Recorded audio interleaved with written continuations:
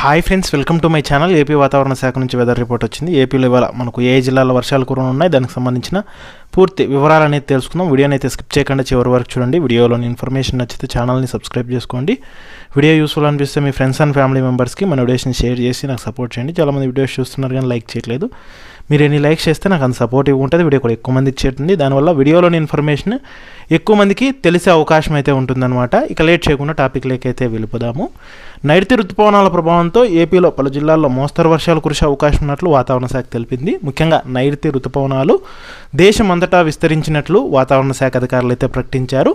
మరోవైపు చూసుకున్నట్లయితే కనుక ఏపీలో మనకు ఆంధ్రప్రదేశ్ మరియు యానాంలో అయితే కనుక దిగుబడి రూప ఆవరణంలో పశ్చిమ మరియు నైరుతి దిశగా గాలులు అయితే వీస్తున్నాయి. వీటన్నిటి ఫలితంగా చూసుకున్నట్లయితే కనుక ఏపీలో ముఖ్యంగా ఉత్తర కోస్తా ఆంధ్రప్రదేశ్, రాయలసీమ, యానాం, దక్షిణ కోస్తా ఆంధ్రప్రదేశ్లో అయితే కనుక ఇవాళ రేపు తేలికపాటి నుంచి మోస్తరు వర్షాలతో పాటుగా 1-2 చోట్ల కురిసే అవకాశం ఉందని, అలాగే బలమైన ఈదురుగాలు కూడా గంటకు 40 నుంచి 50 కిలోమీటర్ల వేగంతో వీస్తాయని, అలాగే ఉరుములు మెరుపులు సంభవించే అవకాశం ఉన్నట్లు వాతావరణ శాఖ అయితే తెలిపింది.